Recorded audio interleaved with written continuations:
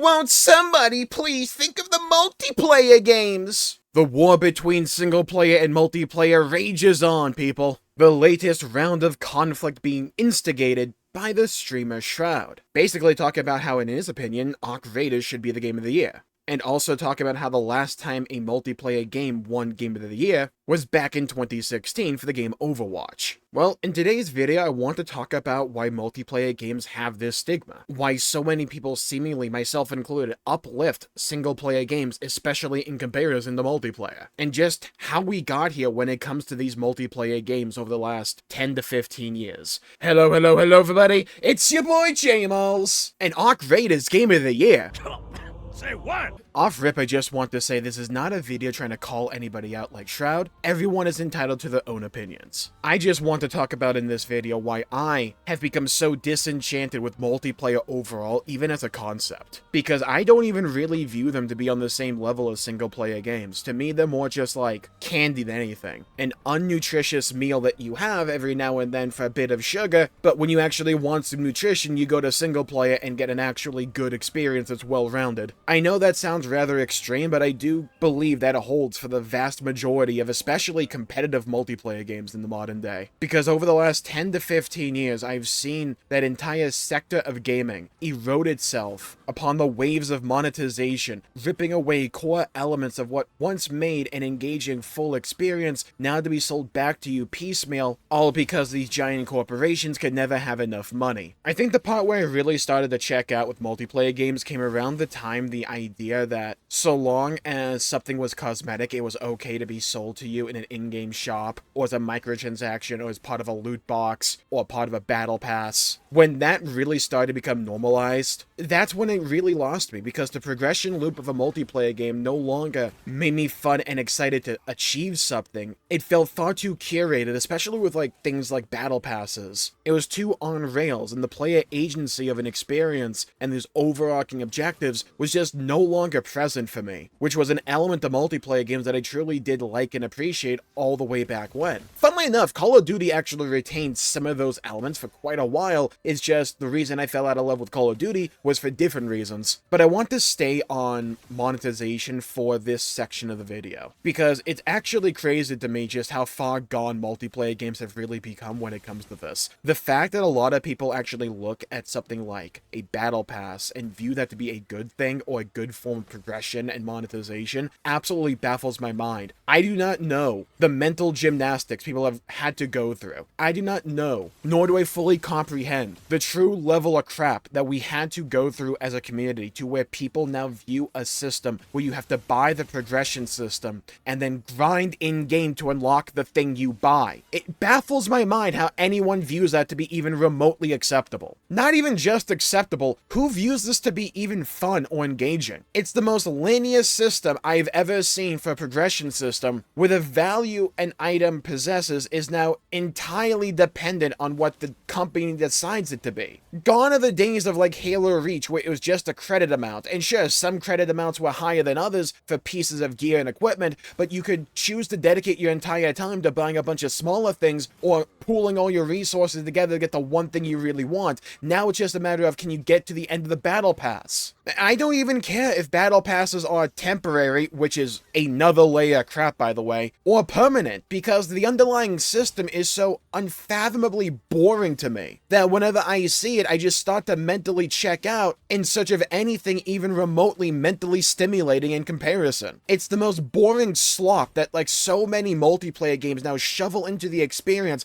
because it's slightly better than a loot box. And I've talked about this for so long at this point that we've gotten to the current state of monetization and slop in multiplayer games, also to an extension single-player games, just to a different degree, because every time these game companies would try to take a mile, people would argue them down to only half a mile. But like they kept doing it, so over time these game companies have taken 1,000 miles, but we claim victory because it's not 10,000 miles. At what point does this become beneficial for the consumer? At what point does this lead to a more interesting product? Now the term live service has just become so standard and normalized to where these games exist simply as a glorified shop to sell you crap that used to be earnable in-game. A lot of these experiences to me just feel like trash, garbage, pieces of congealed corporate slop shoveled out riddled with corn kernels of microtransactions and monetization that erode the core experience to sell you crap that used to be part of that base experience of gaming before a company successfully normalized it by introducing these systems to children for over a decade to where they all grew up in an industry where it was normal and they don't know any better. Or people have just been through the ringer for so long they've given up the fight. Battle passes, again, have to be one of the dumbest things I've ever heard of. And the fact that so many people in the industry at large accepted them just simply because loot boxes were so much worse has to be one of the dumbest pieces of backwards logic I could have ever imagined, where I feel like I live in an upside down world wondering why people even remotely think systems like this are fun, engaging, or additive to the overall experience.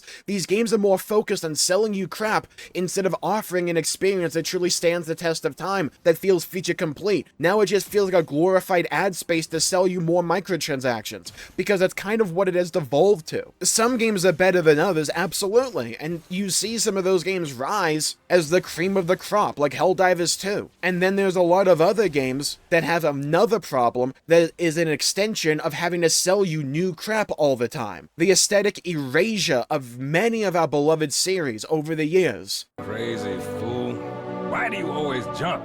Call of Duty is the best and most prime example of this, in my opinion. And nothing can more perfectly illustrate it than this quote retweet by Almaty Uberfest, where the original tweet was showing off an animation from Black Ops 6 where you inspect your gun and you have a little guy like skateboard around a course on the outside of a gun. And their reply is perfect. Call of Duty World at War had real footage of people being executed in its mission intros, and Black Ops 1 was about MK Ultra, by the way. These games were never meant to be hyper-realistic and fully realistic. There was always some creative licensing there. However, with the perpetual need of shoveling out more slop to fill these online storefronts, the aesthetics, the illusion that these games are at least somewhat based in real events and realistic scenarios or in-universe scenarios has now fully gone out the window, as they have to just shove in more glorified slop because they simply run out of any other ideas and they need something bigger and flashier than what came before. And it has led to the aesthetic erosion and just erasure of so many of these series. And over the years, you see the crap defense be shoveled out again and again in defense of these things, where, oh, if you don't like it, just don't use it. It's a multiplayer game, you have to still look at it. It's an argument that lacks any actual weight when you think about it for more than a nanosecond. I used to be able to take games like this seriously, and now I can no longer do so, because all that these games feel like to me now are just glorified advertisements to sell you more in-game stuff in perpetuity. That's all it feels like. It's a giant billboard at this point, instead of going for a unique creative vision. This stuff may not matter to some people out there, absolutely, but it does matter to me and people like me. And it's part of the reason I no longer care about the vast majority of online multiplayer, especially competitive multiplayer games. It's not the only reason, but it is a slice of the pie. I think it's one of the reasons we see Battlefield 6 do so well and get so much hype, because it didn't really have a lot of these problems. And the community basically, revolted whenever Battlefield even slightly went in this direction when it came to the cosmetics. It was such a breath of fresh air, even if you didn't play Battlefield 6, to at least see a game try to take itself somewhat seriously. And as a reminder, this isn't a video about Arc Raiders or whether or not Arc Raiders deserves Game of the Year. I heard Extraction Shooter and I mentally clocked out of that game immediately. I'm just trying to explain why so many people like myself have a mental stigma against multiplayer games, and especially competitive-based multiplayer games. It's because for the better part of a decade, if not longer, actually way longer than just a decade, we have been told collectively it's not that big of a deal, it's not that bad, you'll get over it, go play something else. And then when a lot of people started to go play something else and experience, oh, there are greener pastures on the other side, then people wonder why so many people don't take multiplayer games seriously any longer. Because when we were warning of a slippery slope, no one took those complaints seriously, or the industry itself didn't take those complaints seriously because enough people kept funding these business decisions. And now it's no longer a slippery slope, it's just a cavernous abyss, where you just continually throw your wallet in, but no matter how much you throw in, it's never enough. Immersion in a game world, even in a multiplayer game, is so important for so many people, and there's so many series out there that just kind of forgot that, or they no longer care about it. And with the current state of monetization in multiplayer gaming particularly, alongside this aesthetic erasure so many series have undergone, it has led to these games feeling hyper repetitive, and I just get bored of playing them after an hour, if that. Or I look at their gameplay and go, yeah, that looks fine, and then I mentally clock out because there's nothing there that makes me want to really sink my teeth into it and experience these games. I kind of mentally clocked out of multiplayer games in the mid-2010s for a lot of these reasons and more. And there hasn't been a single multiplayer game that has truly pulled me back in that isn't cooperative or an MMO. You lost me years ago.